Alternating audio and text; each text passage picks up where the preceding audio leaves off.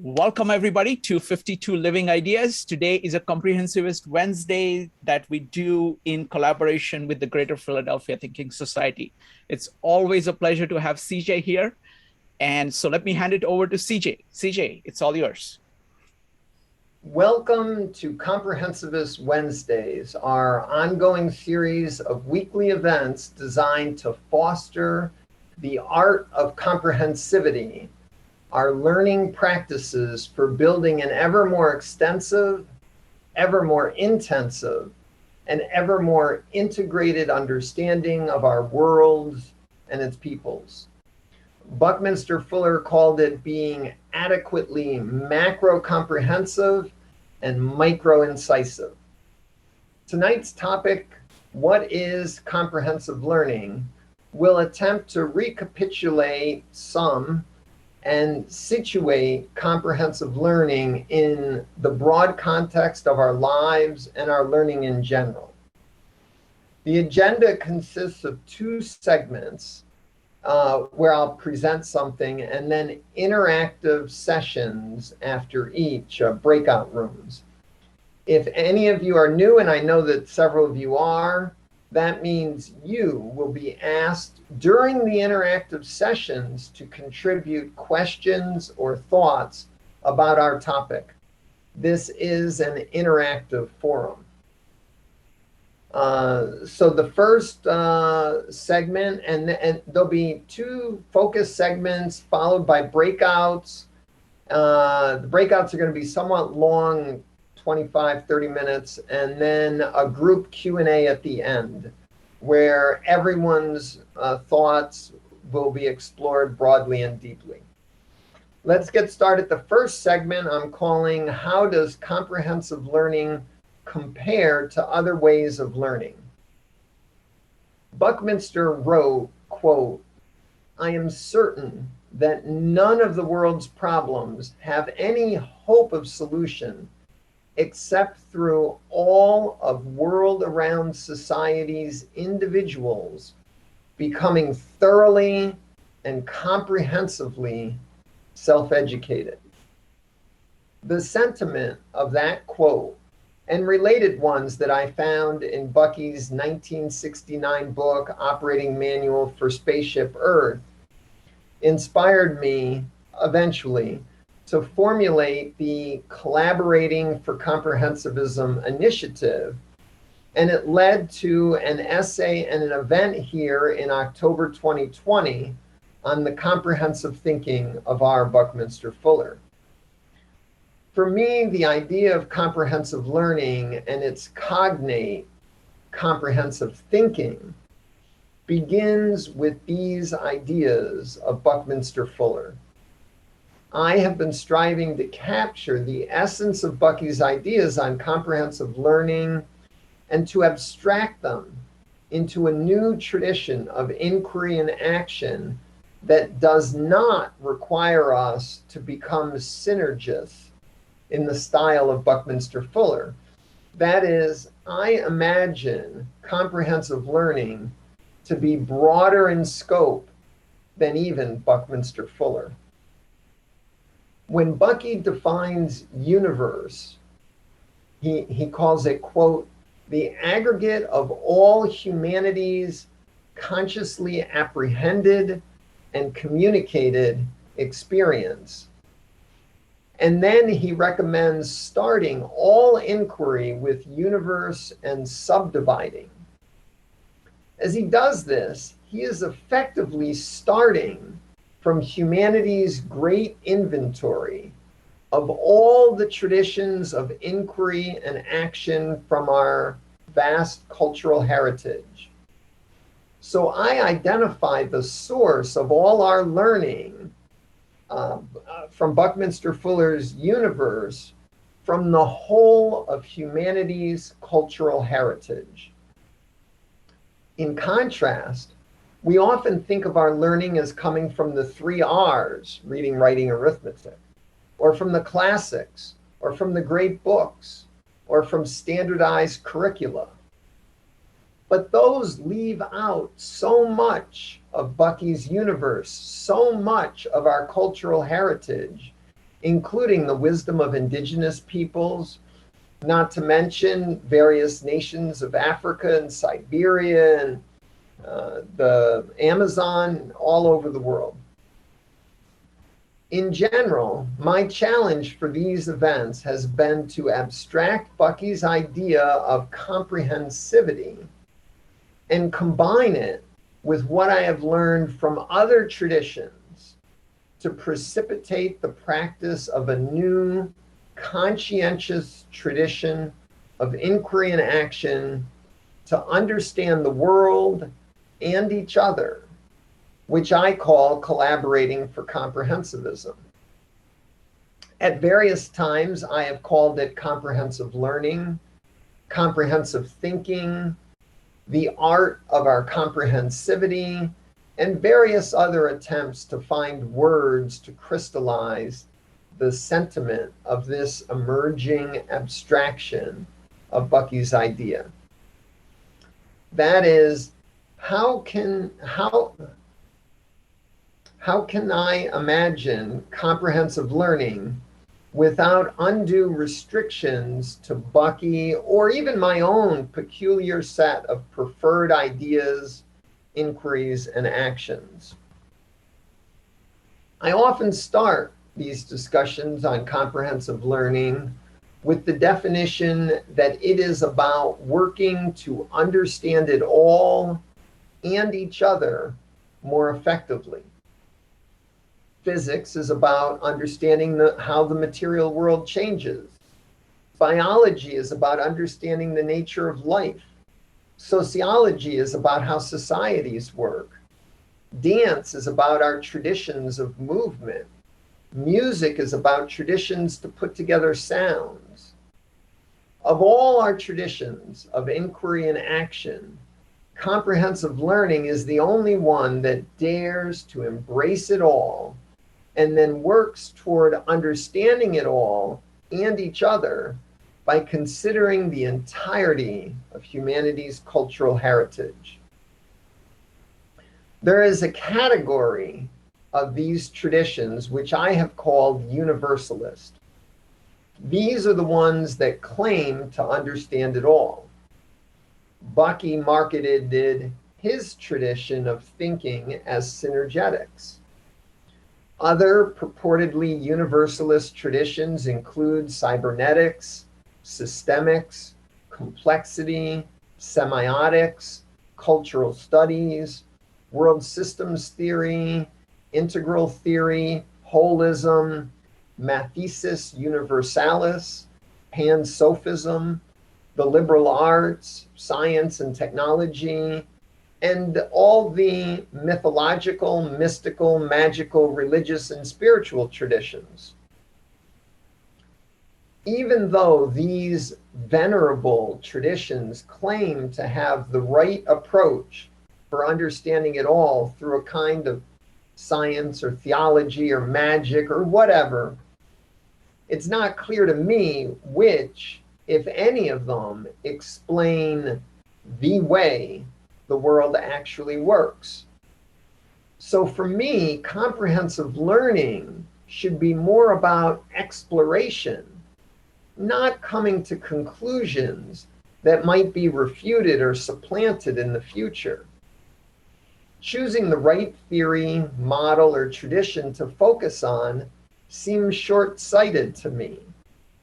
Instead, I think we should continually broaden our sense of the possible ways to understand it all, while also continually deepening our understanding of the many traditions that contribute to our civilization, including these universalist ones.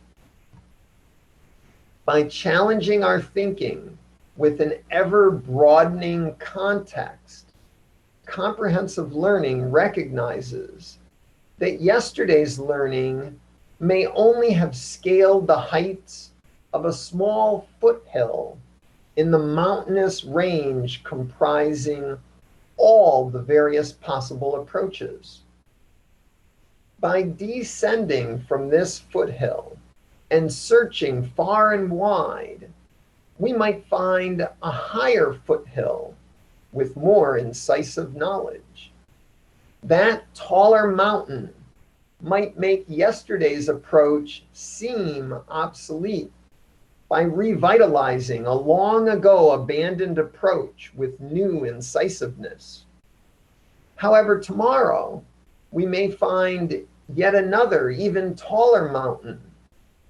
We can't be sure which orthodox approaches the next mountain might reveal to be short-sighted, and which long abandoned approaches it might revitalize.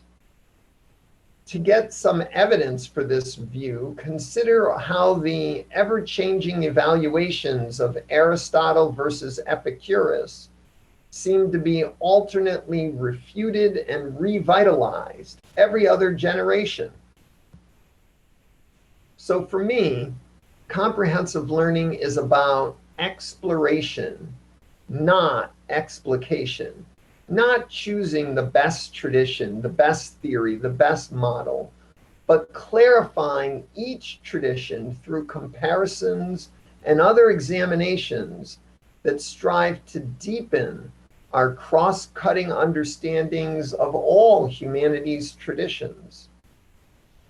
It should not be about choosing the winner in the race to identify the best tradition, because that race might not even really get going for another few more million years. It is most probably true that humanity has only just left the womb of permitted ignorance, to repurpose Bucky's words. We are probably only just beginning to understand the ways of all our worlds.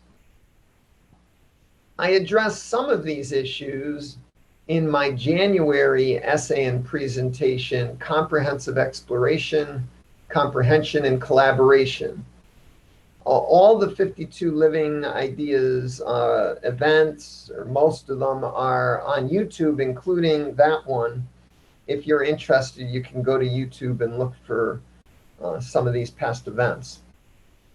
Another distinction of comprehensive learning compared to the traditions of most universities that I have as a social and collaborative but self-directed learning, instead of either the autodidact tradition, which is self-directed but isolated, or lecturing, which is social but other-directed. And I reason that truly broad exploration requires engaging a broad collaborative team in better understanding aspects of the world in more depth. Each individual will bring their own experience and perspectives. Each individual can bring to the group new traditions to explore and to consider.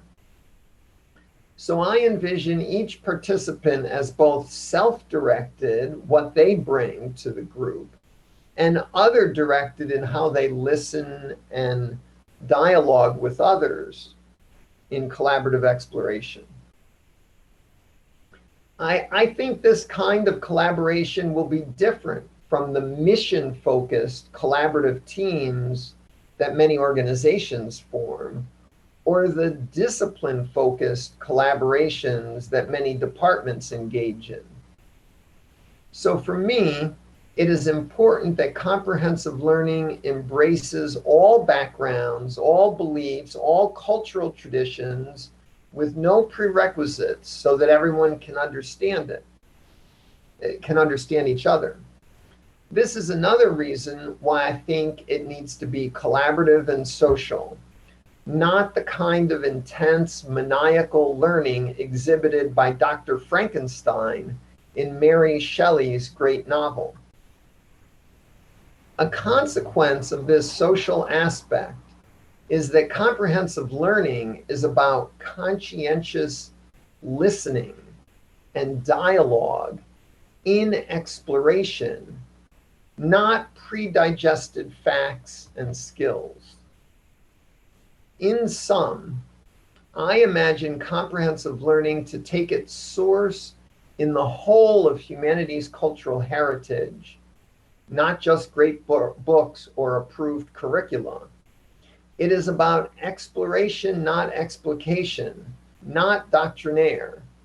It is about collaborative participation. It's not a spectator sport. So now it's your turn. Let's organize a breakout. Shrikant, I'm recommending 30 minutes. Sure. Where participants can look at your perspective on comprehensive learning. What should it be about?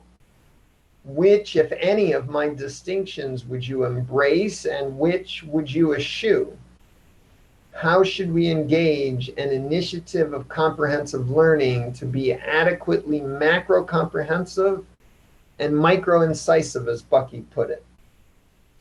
All right. So the breakout rooms are going to be facilitated by CJ and Shrikant this time. I usually don't do it, but I want to try it this time. I'm really, really curious about this topic and what people have to say about it.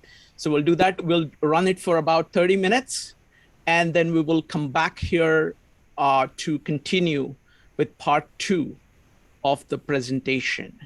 Give me just a second. I'm going to stop the recording here. All right, now everybody's back. All right, back to you, CJ. Yes, that was a good session. I hope that people who formed good questions write them down. Kevin and Jeff in my group had some good questions. We're going to do a Q&A at the end. I have this second segment. And we're running a little bit late, so the second breakout's going to have to be a little shorter, maybe 20 minutes. But let me get started here. The second segment, I'm going to try to explore, touch on, hint at some ideas about how does comprehensive learning compare to other ways of life. Last month, I called my essay and the event, Articulating Comprehensivity, the Comprehensive Design of Our Lives. In that event, I tried to argue that comprehensive learning is, in part, about tuning into the way in which we design our lives through the traditions that we study in breadth and those which we study in depth. The influences of our knowledge in breadth and our knowledge in depth informs our judgment and provides the basis for most of our skills and capabilities. In contrast, our guidance counselor and human resources driven conception of our capabilities merely as psychological traits combined with demonstrated competencies ignores all that we may have learned in breadth. Even though there are many examples I'm familiar with, such as Donald Ingber's profound story about how his art class in college led him to explore and come to better understand the tensegrities operating in cells in profoundly new ways. What we know in breadth, such as what we learn in maybe an art class, can help us learn about our advanced biology studies, even if generally the value of knowledge in breadth is unrecognized. Knowledge in breadth helps shape our capabilities as people, even if we aren't conscious of it.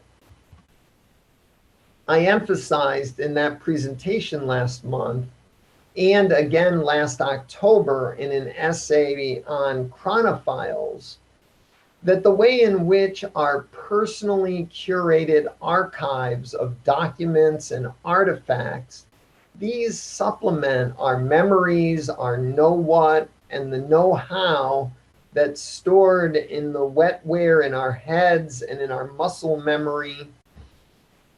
These inventories of collected documents, resources, and artifacts profoundly shape our future selves' ability to be resourceful in adapting to the exigencies of life. By studying his chronophile, Bucky Fuller was able to see patterns of technological change that others didn't have the means to see. Comprehensive learning invites us to reconsider our curatorial practices, to more conscientiously shape our future capabilities by gathering the resources we will need to make those future observations. This approach of curating our chronophiles for comprehensive learning contrasts with the approach of building an identity with a set of skills and expertise that is more commonly practiced in our society.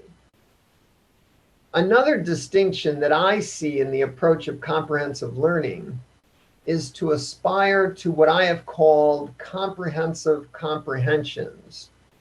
I talked about this in the January event on comprehensive exploration, comprehension, and collaboration. These comprehensive comprehensions, as I describe it, place more value on integrated judgment rather than a honed decision making. As I explained it, comprehensive comprehensions develop through a thoroughly refined ignorance that examines nuanced questions that might distinguish between a host of multiple working hypotheses or perspectives. By fostering our mistake mystique, our value of identifying and learning from our mistakes, we might better learn more deeply and organize our minds for more subtle judgment making. Such an approach might foster a better design sense for our lives and for our civilization than the more prevalent approach of striving for the false certainties and expediencies of expert decision making. Another big distinction between how I imagine comprehensive learning and other ways of life is how I'm imagining a gradual, persistent, lifelong learning. Not training, not point-toable certificates, not specialized programs of learning. I'm imagining comprehensive learning engaging each participant's interests and creativity by bringing your explorations to a collaborative group such as ours here, 52 Living Ideas, or the Greater Philadelphia Thinking Society. Participant-led explorations shared in group settings provide opportunities so that participants can share their questions and their knowledge of a subject, and they provide important feedback to the presenters. They deepen their understanding of the subject that a presenter might bring to a group. And this kind of practice to come to learn some subject or tradition well enough to present it and guide a group exploration of it helps us learn, as we hear from others, what we thought was important that might seem less critical in the context of a group conversation. Also, someone in the group might help us see that something we hadn't paid attention to is in fact more significant than we thought. These feedbacks among the participants in collaborative explorations can help our groups and our civilizations better adapt to the challenges of improving life for the citizens of our civilization. Group participants can realize what alternative ideas may not yet have been considered.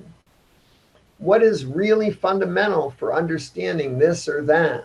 How can we lead ourselves and our collaborators to a more incisive understanding of our worlds and each other?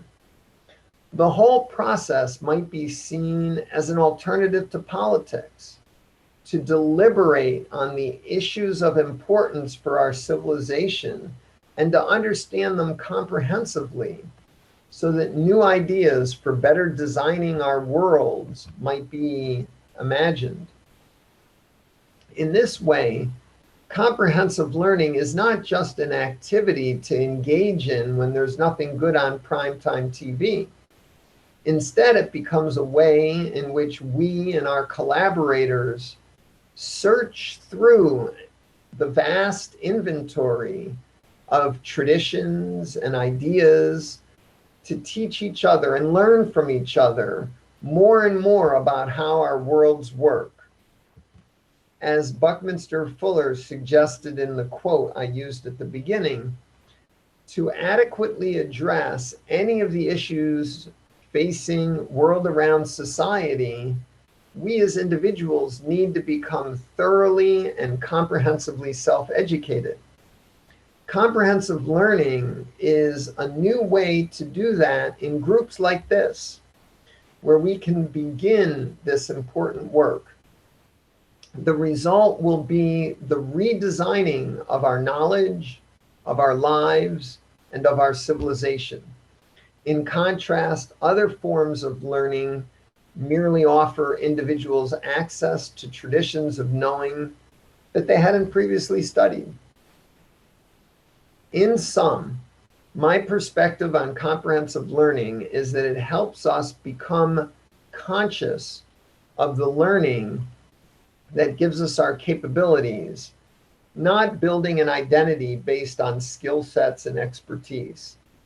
It helps us recognize how curating our learning designs our life, not seeing knowledge as independent of learning.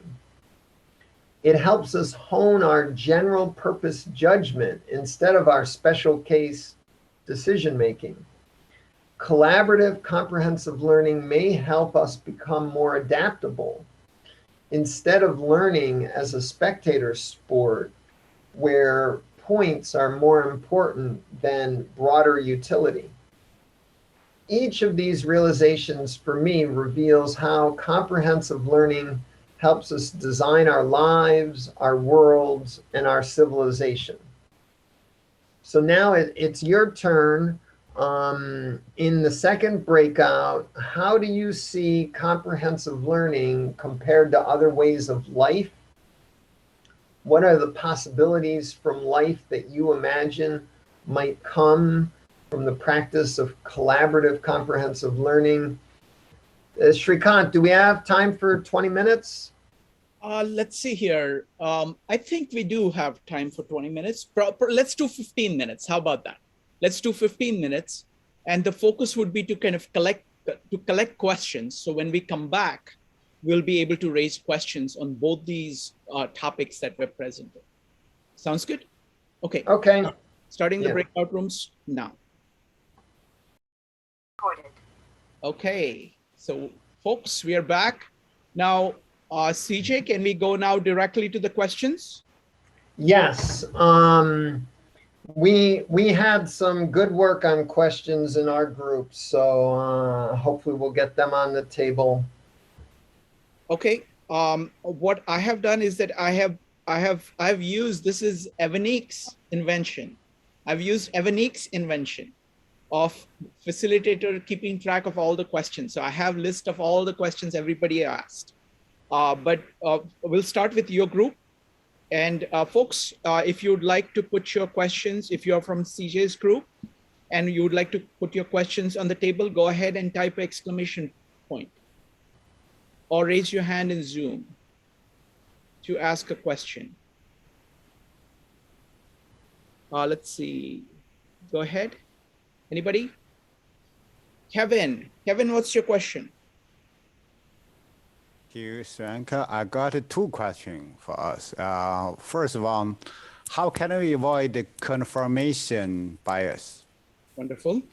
Second of all, how do you talk to your enemy? Okay. How do you talk to your enemy? Wonderful. All right. Anybody else? Anybody else from CJ's? CJ, would you like to put any questions on the table? Judy, can you formulate that as a question, or would you like me to try? You go ahead. How can we start conversations without an I focus or an I bias? Okay. Without an ego bias. Without ego bias. Okay. All right. Okay. So I'm going to list the questions that were there in our breakout room. Folks, you're welcome to keep typing exclamation mark to put more questions on the table. We'll organize all these questions and then we're going to take them one by one. Everybody gets to answer them in brief. We're going to do lightning round of answers to these questions. So the questions that we had is how do you become a comprehensivist and pursue comprehensivist learning, especially when the entire culture is a specialist culture and values specialization? Second question, how do you integrate things like Genesis and E equal to MC square? How do you bring them together? Next question, when you're doing self-education, aren't you really learning from other people through books and other means? Next question, if Buckminster Fuller was here and you could ask him what his most succinct advice for being a comprehensivist would be, what would he say? Next, how do we address the breadth and the scope of comprehensivist learning when we have limited consciousness, limited ability, and limited lives? How do we develop an integrated judgment to guide the process of comprehensivist learning? How do we avoid using comprehensivism as an evasive mechanism for not really digging in deep and mastering something? What is the role of, comprehensivist learning, we focused on thinking part, but what is the role of emotion and action in comprehensivist learning and in life in general? What is the notion of chronophile and how is it applicable here? I think Laura has a question. Laura, go ahead. What's your question? My question was, wait a second. My question was whether everyone can be immersed in the comprehensive comprehensive learning. CJ, what was the question I asked to it? How to bring comprehensive learning to the rest of the population. Yeah, that was a better way. Wonderful. Thank you. Thank you, Laura. All right. So let's get started on answering the questions. Let's see here. What's a good place to start? Do you have any preference? CJ, is there a question that stands out to you that you would like to start they're with? all so important, but I don't know if we're going to have time. You use your judgment. Sure. Wonderful. So I'm going to start with the question on emotion and action. What's the role of emotion and action in comprehensivist learning and in life in general, as per a life that is informed by comprehensive learning? If you'd like to answer the question, go ahead and type exclamation mark. Try to keep your answers brief so we can get to as many questions as possible and as many answers as possible. Go ahead and type exclamation mark, please, or raise your hand in Zoom. Let's start with Joe. Joe. So I wouldn't necessarily call it emotion as much as I would call it instinct. So we would use our instincts to basically hone what we, to take actions, so that we'd start to be integrating as much information as possible, but then we'd follow our instinctual knowledge, or more than people. I know that a lot of people think that we should only be rational, but I think instinctual knowledge still has a huge role in discovery. Okay. Anybody else? Go ahead and type exclamation mark. Otherwise, we'll go to the next question. Going, gone. Okay, next question. Next auction. Do I have bids on how do you address the immense breadth and scope of comprehensivist learning enterprise, given the fact that our lives are limited, our consciousness is limited, and our abilities are limited? Go ahead and type exclamation mark if you'd like to share. We'll start with CJ. Well, this answer comes from, the design way. It's about the mystery of the adequate. The adequate, my second event in this series was the impossibility of comprehensivism. And I looked at using the design ways model of the impossibility of being truly comprehensive, or else you run into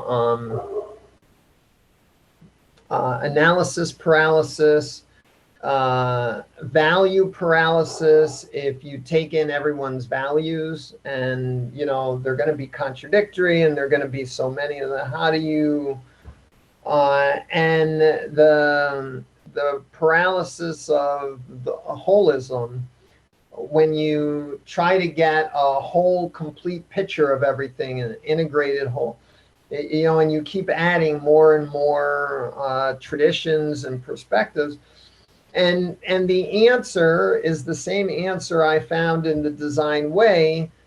We can't be totally theoretically completely comprehensive, but we can be adequately comprehensive for today. Tomorrow, today's adequate comprehensive may be inadequate, but we can't deal with tomorrow yet. Let's deal with today. And how can we be adequately broad, adequately deep, adequately integrated? And the adequate is a subtle, difficult concept. Reread the design way to learn more. Thank you. I think Robert agrees. Robert also reads it with many times.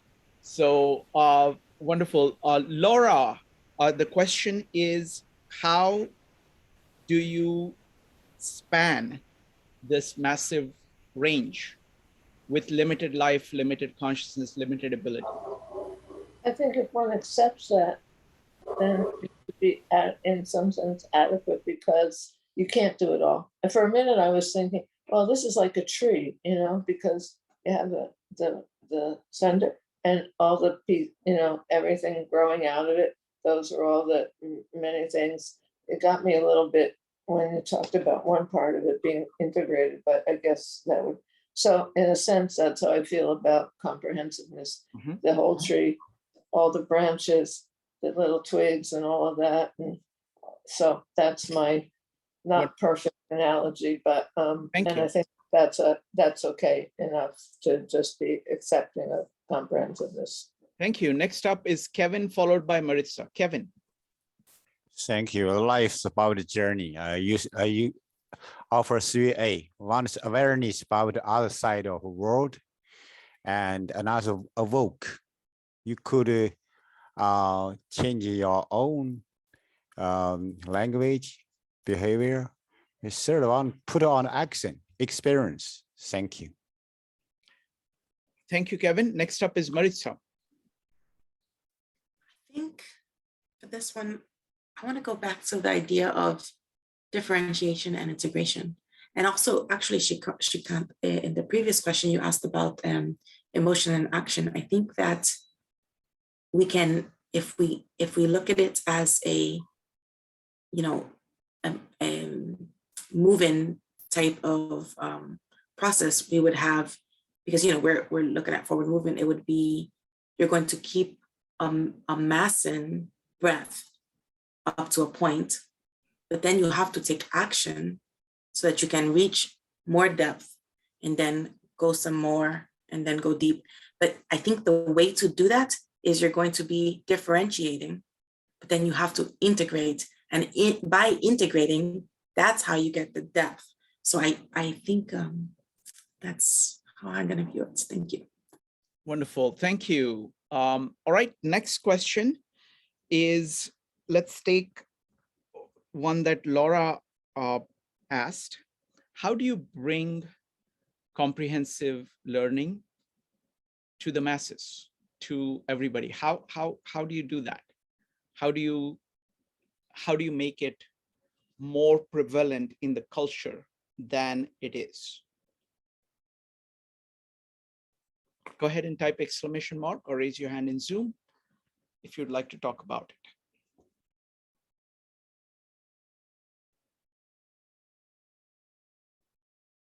I'm going to give 10 seconds. I'm going to start with Joe. Joe, always appreciate your quick fingers. Yes, it's sometimes. I think in this particular instance that the best way to do it is just to show the differences between specialization and comprehensivity, and the advantages and the disadvantages, and to let people then come to their own decisions as to whether they want to pursue that. I think ultimately this is something that in life and in general, we're seeing so many iterations of careers and people having to change and adapt to so many different things, that comprehensivity will become more the norm than it will become the people will be left behind.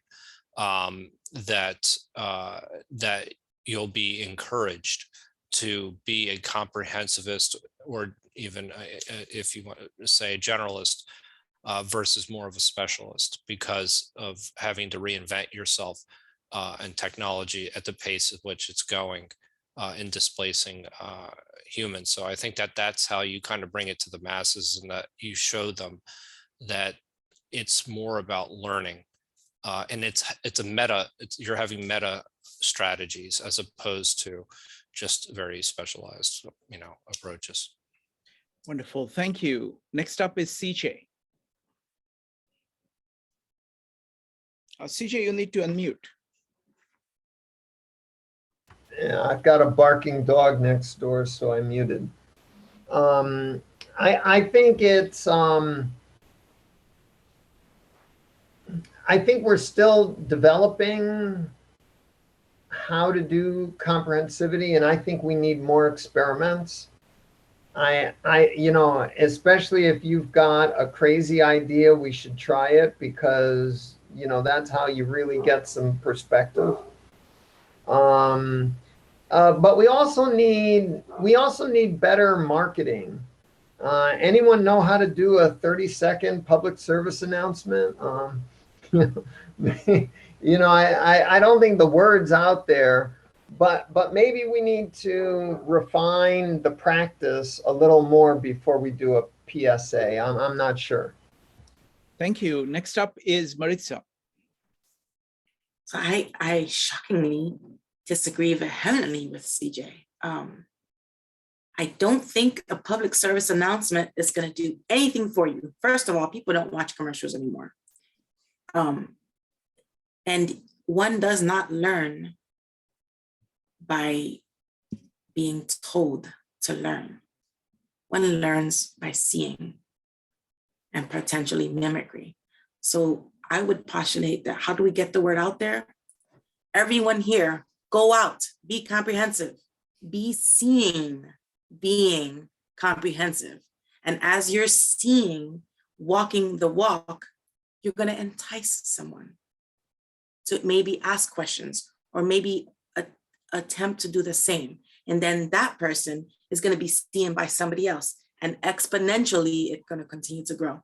Maybe a little optimistic, perhaps, but I really believe that's the truest path towards getting something. You need it to catch fire, but the best way to do it is you do it. Get in with groups of other people. If they do it, they go out with different groups, and then it'll keep growing that way. Great point. I agree with you, Maritza. I mean, like, for example, if I were to just think of it myself, right? How is it that I got interested in comprehensivism? And we can ask that question for everybody. It's like, how did you get interested in comprehensivism? For me, it was seeing people like Leonardo da Vinci, people like Louis Sullivan, who doing it and doing it on a scale and showing me what they can do with it. So part of it is to highlight people like Bucky, like Louis Sullivan, like Leonardo da Vinci. And so people can see what it actually means. And its sheer delight and power and just this life-giving character of it and what it does to your life. So so it's kind of, instead of like push, it has to be pull, in the sense that a person should, in their heart, should say, oh, you know what? I want that, instead of trying to. So that's what I would say. CJ. No, I just agree with Maritza. Let's go to the next one. Excellent. All right, Laura, go ahead. My point being is that what you're talking about has to start with elementary age kids, showing them that stuff, make them fall in love with Leonardo da Vinci's work. You can do it. That's when the teachers who can do that, actually. You need the unfortunate things is that the teachers don't love the subject. They don't have any ability to actually inspire. So it's a long. We've got to re-educate everybody. We've got to start at the beginning. Thank you, Laura. Thank you. I can't take it anymore. Yeah. We're never going to win if we don't start. Thank you. All right.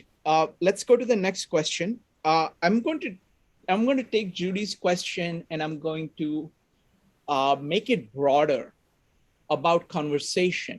Okay, because if you look at this, right, what we do here is conversation. So how do you get the maximum out of a conversation so that you're not simply using it as an opportunity to just speak what is there in your head, but you are actually getting tremendous value from this amazing opportunity of having, there's 16 amazing people here. How do you engage people in a conversation? How do you conduct a conversation so that you're not simply regurgitating what you already know, but get the most value out of a conversation? So would love to hear your thoughts about it,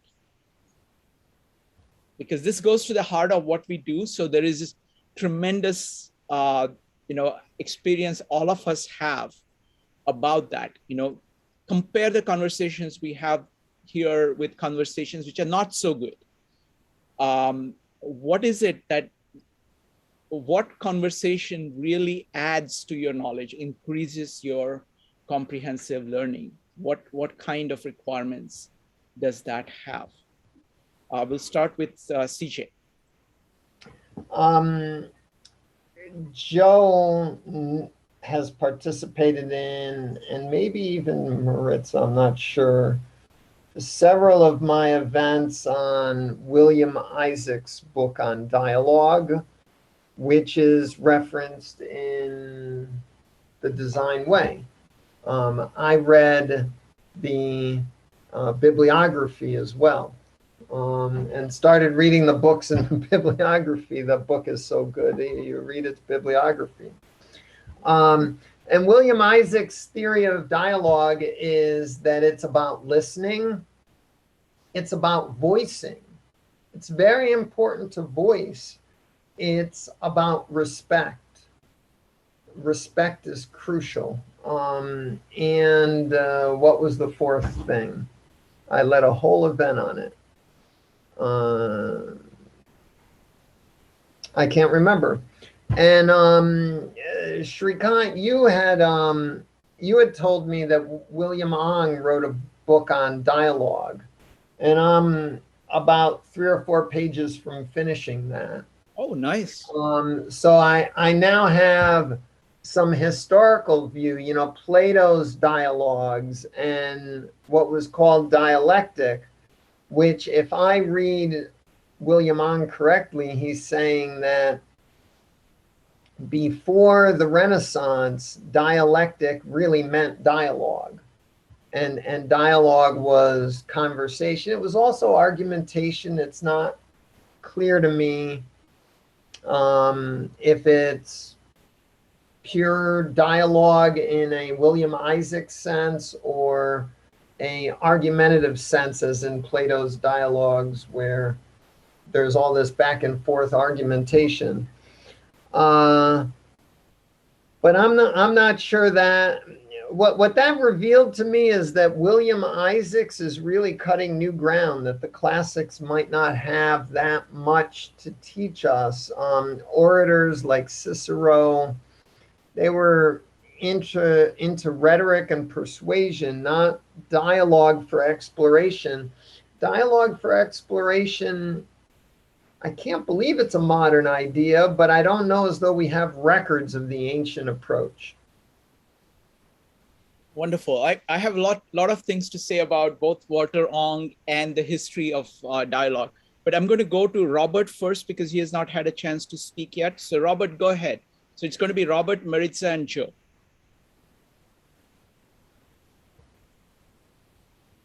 Robert, it would help if you unmuted. Sorry. Fuller talked about tensegrity. And if you think of interaction between two elements that are tied together in a tensegrity configuration of compression and tension, then dialogue is what he was referring to in the social sense. The tension is drawing information and ideas and concepts from one entity, and compression is taking in the dialogue, the ideas into an entity. The two working together balance out, but the information is exchanged both ways, back and forth. So that's just kind of a image that I think Fuller was talking about when he used that in the social sense. Beautiful. Thank you, Robert. That's great. Okay. You know, I will have to look it up. I will have to now look it up. Thank you. Next up is Maritza, followed by Joe. Maritza. So it's funny. I'm reading a book called On Dialogue as well, and it's actually, but it's by David Bohm, and a lot of his concepts really do tie a lot with the phraseology that I find CJ uses a lot here. The idea of, dialogue, the stress for dialogue versus a discussion, or even a, I got schooled by CJ on the use of the word argument, quite, intellectually, schooled. I don't mean that in a negative way at all, but it was, I find that I read that also here in David Bohm, and it's the idea that what Robert said, that it's two, it has to be given forth. I really like, Bohm tells us that meaning is active, and the purpose of the dialogue is to explore the facets that would lead one to meaning. And so I really like that. And I have to admit that I forgot what the question was supposed to be because I was pinging off of CJ's answer. No, the question. So firstly, I have tremendous respect for David Bohm, so I would love to hear anything he has to say on dialogue. And what CJ is pointing out is William Isaacs is a protege of David Bohm. That's awesome. I did not know that. Cool. So the question is, how do we get, how do we make sure that a conversation is not just us hearing ourselves talk and getting kind of genuine input and yes. kind of transformation, making use of the great opportunity of transformation in a deep dialogue. Go ahead. Again, I'm leaning heavily here on Bohm, and the trick there would be that to remember that we're not trying to make our points when we're having a dialogue. We're open. We need to constantly be open to all other points, So we have to try very hard to set aside any of our fixed assumptions, and in that way create an empty space where we can invite the possibility for exploring different things we may not have considered. And in dialogue, you can only do that. Well, obviously you have to be listening. That's primary. But in addition to listening, you have to be listening with this open space ready to be filled with other thoughts outside of your own. Yeah, I mean, one of the things that Jeff talks about that I think is a very general and powerful idea is it's very simple, that it's always a handshake. Like when you're listening to somebody, you listen to them and then repeat in your own words what you thought they're saying, because we don't get many things because of the confirmation bias. We just hear some part of it. So this is and you say it to them and then they say to you that, yes, you got it. And vice versa. When you're speaking to them, have them tell you what they thought that you got, and then you confirm that. So that's right. Like a handshake process. Yes, when I was learning English as a little girl in elementary school, that's actually the method in which they taught us to ensure that we were understanding what was being said, was that whenever someone said something to you that maybe seemed a little confusing, stop, repeat to them in your way what you think you heard, because it allows you, A, to understand it better because you have to spit it out, and B, they can confirm whether or not, in fact, you actually heard what they were saying. And I use that today whenever I have like a really serious conversation. If I'm not entirely certain that I get it, I repeat it back, now not because of a language barrier, but just because I find it to be a useful tool. Beautiful. Next, let's go to Katie, followed by Joe, and then Laura. Katie, go ahead.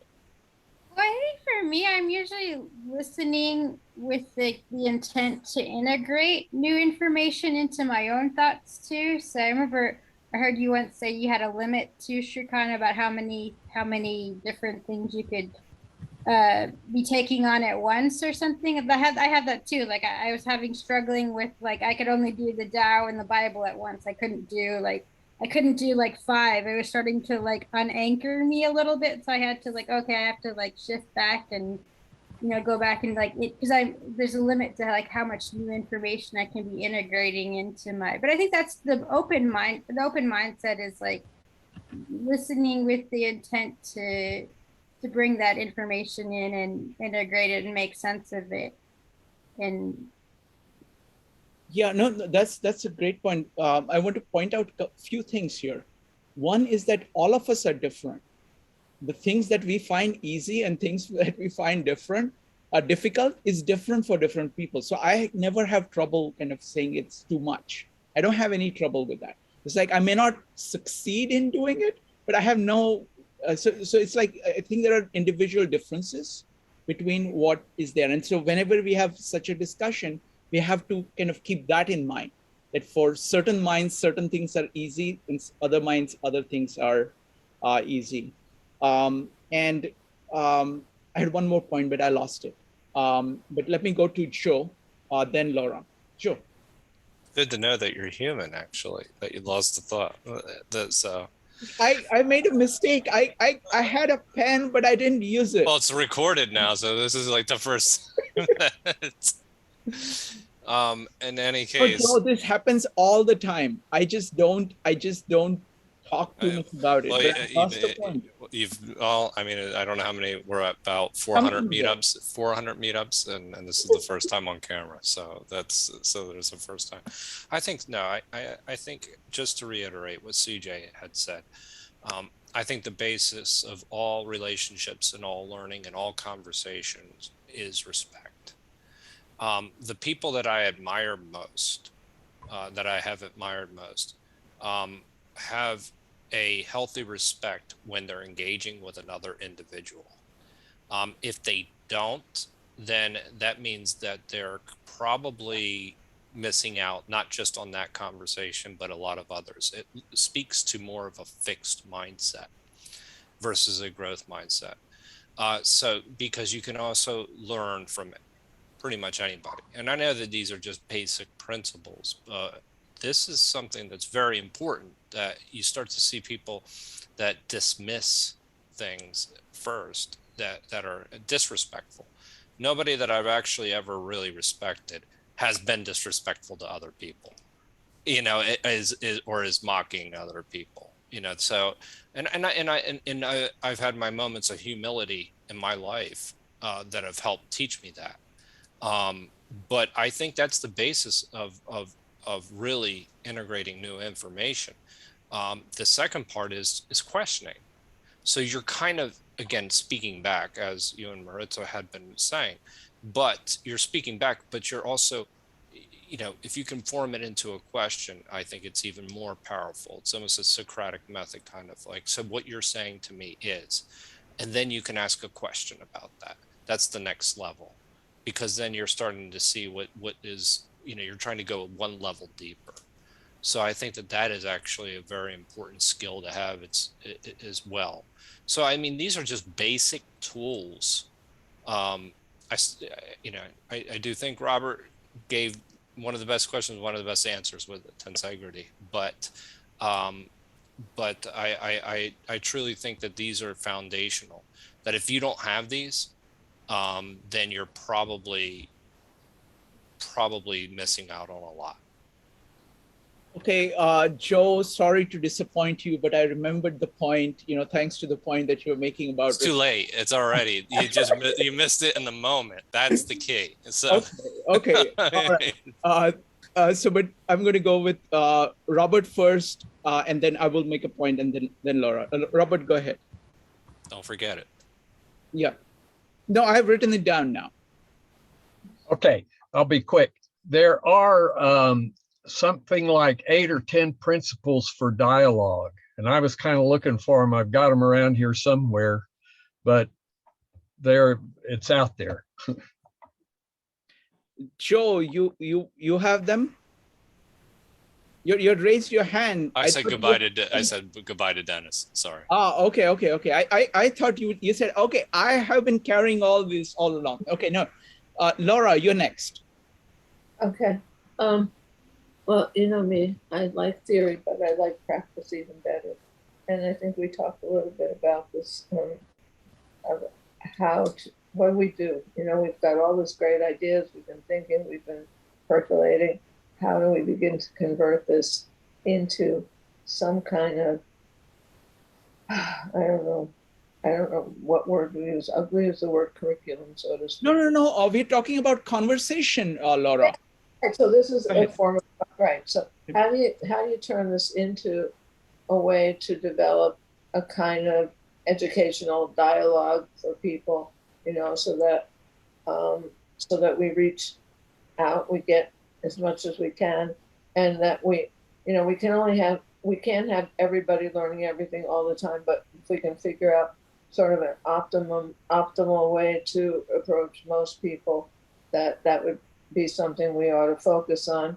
And then CJ started talking about all the different ways, and we started getting into the fact that maybe need to do studies on this and all of that. So we were often out in the Okay. world. I think that that's something, it's possible that we need to consider that. And Thank you. ethnographic studies. Thank you. Thank you. So the question, again, I want to come back to the question of conversation. You know, when you are engaged in a conversation, how do you make sure that you're not just listening to yourself? And I think the point about respect, I think, is the most fundamental of the 4 points that CJ has listed of William. Respect is the foundation of a good conversation. And the respect is actually much deeper. And that's what I was realizing when Katie was making the point. Like, if you have a genuine respect and if you're trying to actually hear the other person, many times you're hearing things more than what they are saying. It is the context of where they are coming from. They may not actually put it into words. Like, many times you can see, oh, they are coming from a place which is very different from how I think. Where is that? So it's not even there in the words that they are saying. So the techniques of repeating what they're saying is all about the words. But conversation, I mean, we're talking about comprehensive learning, right? I mean, that is the context in which we are discussing it. Comprehensive learning means you're trying to see what is their worldview?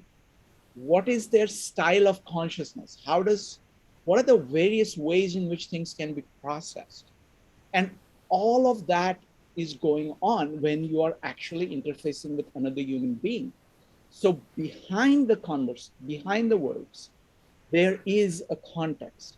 And only if you have profound respect for the other person, you will be able, you're going to be open to seeing that. Next up is going to be Maritza, followed by CJ. Maritza. I was thinking, Shrikant, that's also here what come into play if we're looking at it from a comprehensivity perspective. One should enter into a dialogue with the acceptance already that, you know, some of our ideas may die this day. So, you know, we have to be careful not to hold so strongly to our ideas that we're like, no, I'm done listening to you. You attacked this one idea, I'm done. Because now you've shut off the conversation and dialogue. If you go into it already accepting that, you know, some of these babies of yours may die today, then you're more, it's that idea of leaving an open space. And I think that's being ready to drop ideas, assumptions, even like if we look at it from emotion, like your intention, if you have an intention, you might have to set that aside also in order to successfully engage in a dialogue. Yeah, and you know, Robert wanted to connect E equal to MC square with Genesis, so I won't be able to do that, but let's do this. This is exactly about death and resurrection of your beliefs. Okay, of basically you have to be willing to let your thoughts die, and it actually is like part of you. You are open when you're actually genuinely trying to say, I'm pursuing the truth. And my favorite example of that is Kepler. You know, Kepler in that Cosmos, I keep talking about that, but it's still, you know, as a kid, it had a profound impact on me. Somebody who had worked all their life on this theory of platonic solids and trying to put all the data in that, he sees the data from Tycho Brahe, realizes, no, these decades and decades of work that I have done, it's just wrong. And I have to let all of that die. And from it is reborn the understanding, actual understanding of how things work. So that theme, and it is very hard. You know, Jordan Peterson does a fantastic job of discussing this, of saying, and that at a very small level is what you have to be prepared for in interaction with other people. Because some ways kind of having the openness to saying that your pet ideas, your pet values, you have to be willing to hold them in suspension of saying, let me see where the person is coming from. Thank you. Next up is CJ. Kepler produced a second edition of his book on polyhedra after he discovered the ellipse law. So he didn't give it up, and he continued making discoveries and thinking it was important about polyhedra long after he realized that wasn't the cosmological organizing principle. So our mistakes can be, and people still write about Kepler's polyhedral work because it was so significant, even though it ended up not being the organizing principle of planetary motion. He discovered that too, but I like to champion the so-called mistake that was a profound contribution as well.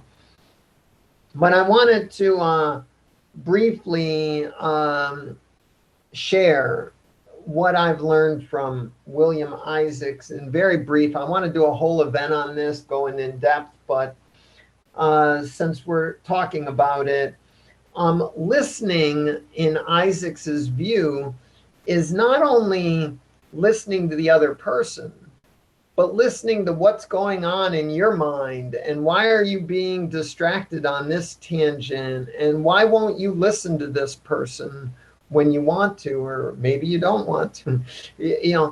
Listening is about how you are participating in the conversation, even when you phase out of it.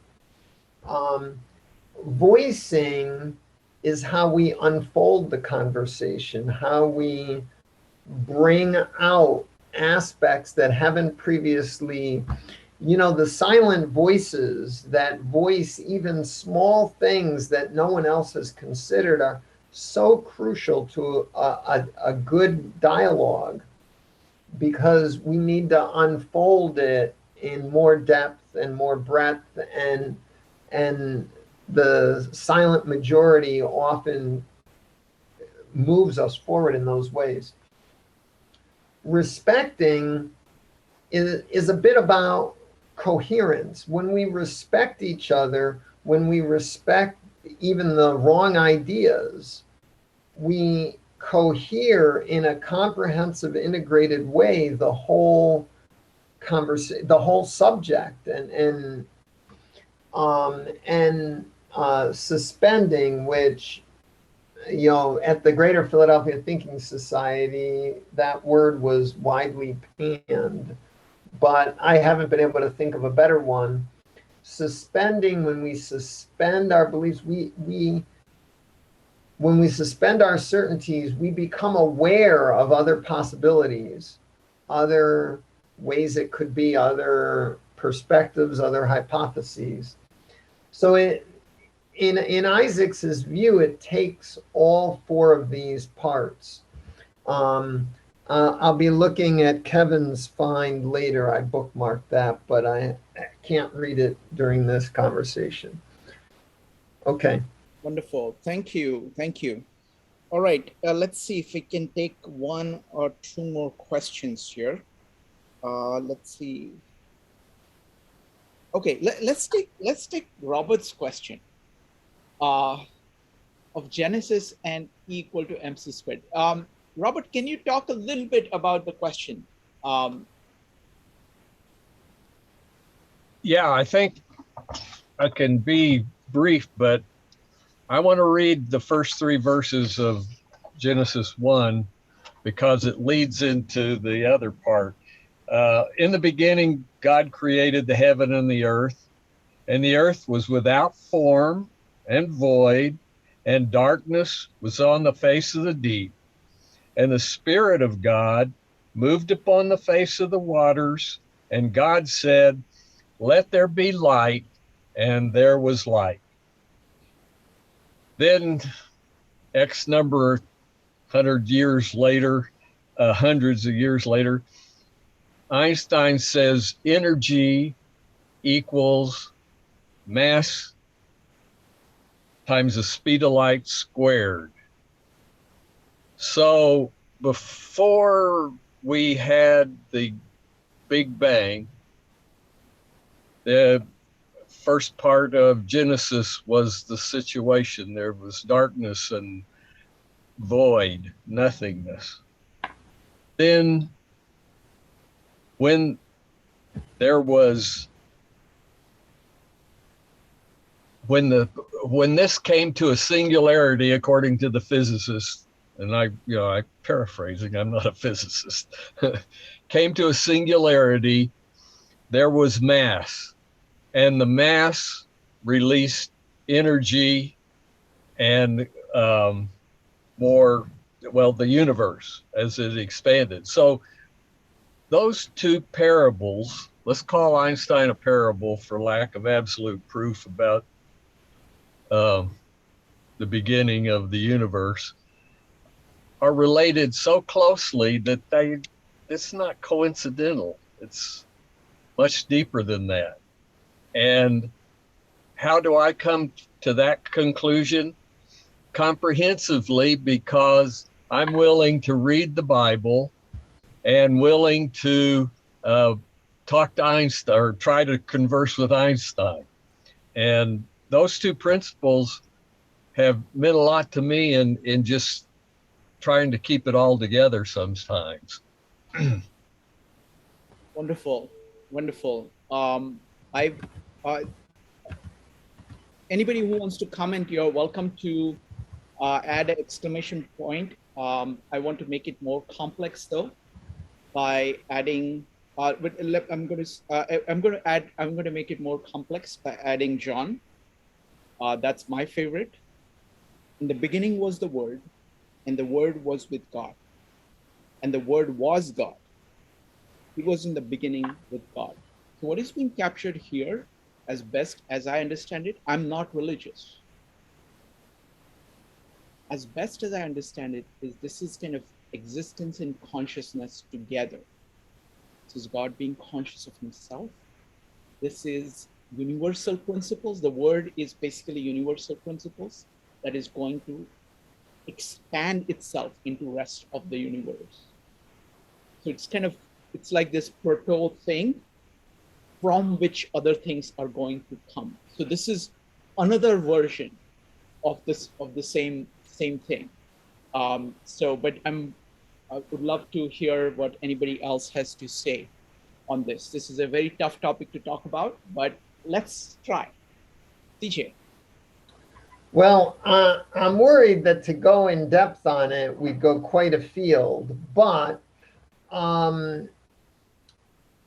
one of my insights from my comprehensive studies that is sort of at the base of a lot of my remarks tonight is that I kind of feel that every perspective, every hypothesis, whether it's Genesis 1 or John 1 or E equals mc to the second power, is an approximation of anything. I think even bad approximations are good approximations because as you explore them, they reveal the ways in which they might not be good approximations. So, one of the ways I've developed this is I've come to realize that randomness and determination, which are normally thought of as opposites, which is it? They each approximate the other. If you have a good stochastic model, or a good deterministic model, or even a bad one, they approximate each other. And I think the richness comes from looking at the nuanced distinctions and how to apply it in design and in our lives and in our minds, in our comprehensivity. And that, of course, opens up a huge conversation, which I don't propose we go into. But that's my take. My take is that everything approximates everything else, and therefore, yes, atheism is approximated by theology. Theology approximates hardcore materialistic science.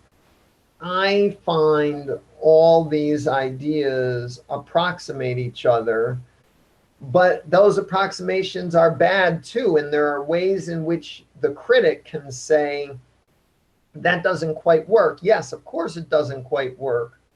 But now you have to go in and explain the entirety of the universe, and it's getting late. So my take on it, so we've been looking at this kind of comparative, looking at this core issue from a comparative point of view. And it has been extremely productive because you think about these multiple ways of looking at the same thing. Like, I'll give you 3 other ways we've been looking at it. We've been looking at it through Tao Te Ching. So Tao is the law of nature that is producing 10,000 things. And you're trying to see the relationship of how Tao transforms into 10,000 things and how you can see the operation of Tao in those 10,000 things. So that's Tao Te Ching. In Gita, they talk about Brahma and Prakruti. So Brahma is this core principle of operation, and Prakruti is the various manifestations of it. Louis Sullivan talks about it in terms of form follows function. So there is a function, which is the energy part that is transforming the forms. And these forms sometimes die and they have to be reborn, kind of revivified by function. So there is this dance going on between form and function.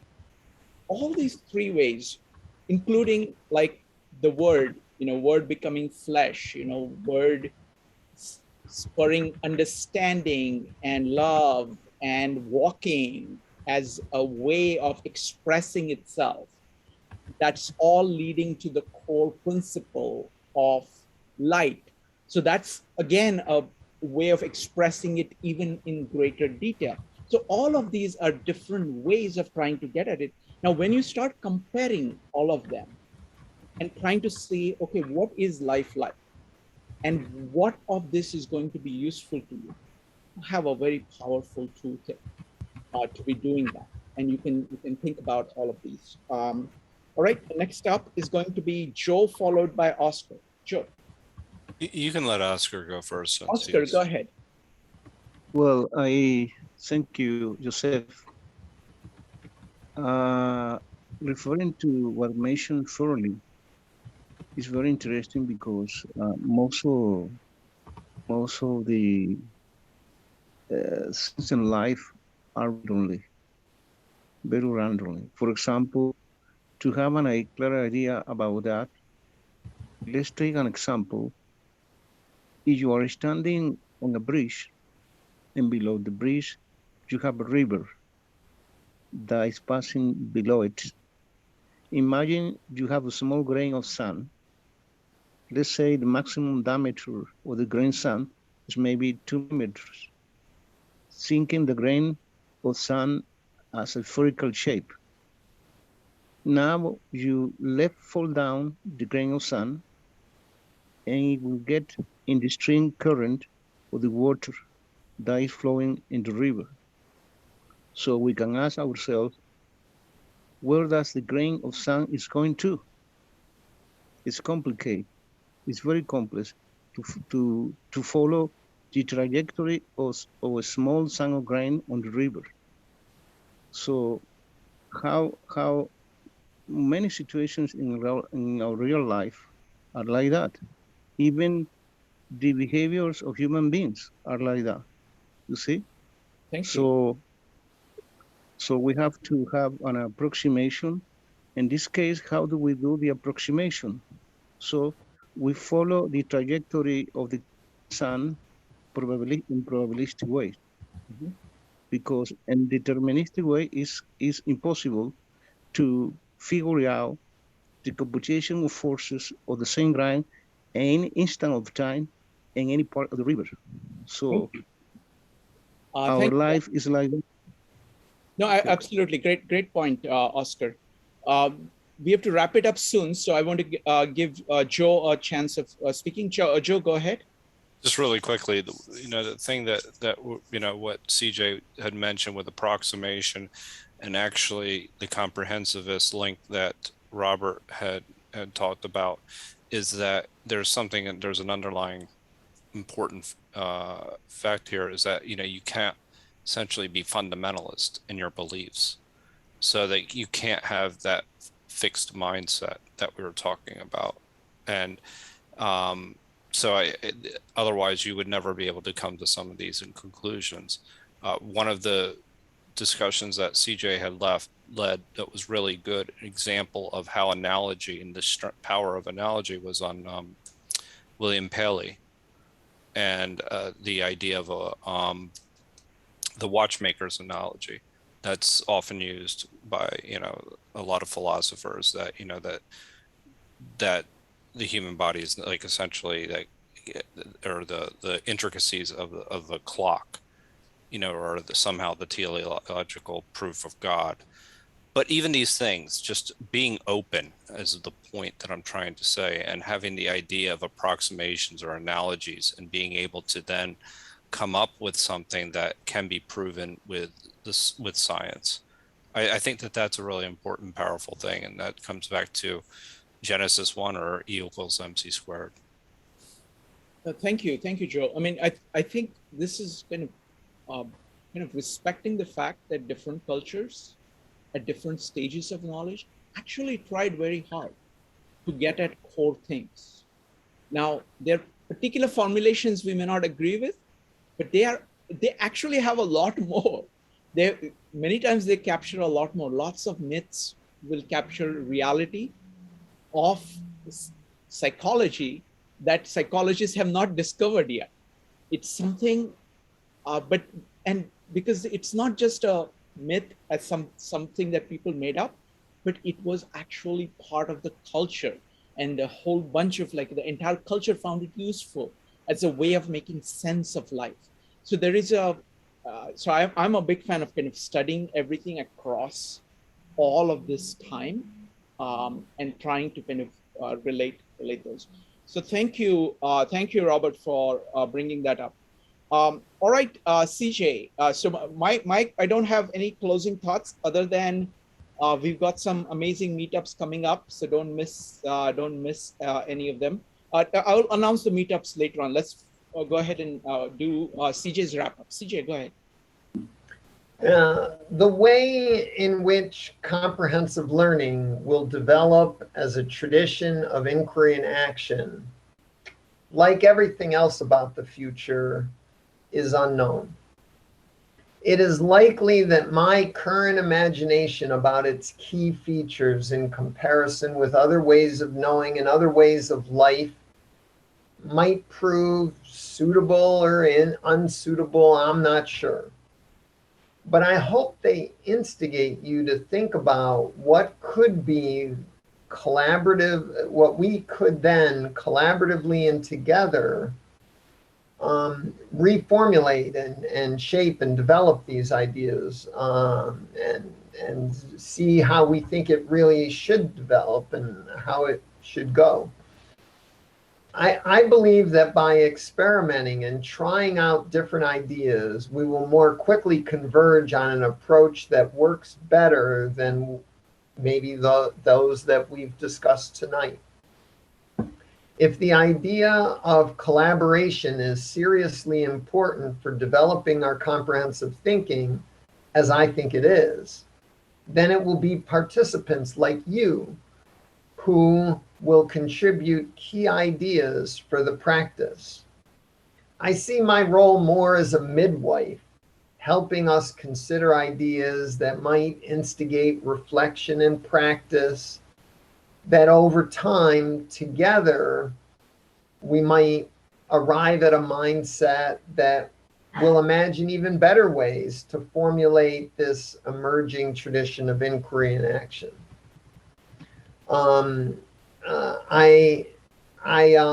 sometime on or around May 12th, I hope to complete the essay I had originally planned for tonight's event. It will examine the measurements of life, which is a model in chapter 6 of The Design Way. I've only written 6 background paragraphs of the essay so far, so I'm still not sure of its scope. But I'll probably address a few items from chapters 7 and 8 as well. But my focus is going to be on chapter 6. So if you want to get a head start, read or reread chapter 6 carefully, and the model that the authors call the measurements of life, or schema. It's more of a schema.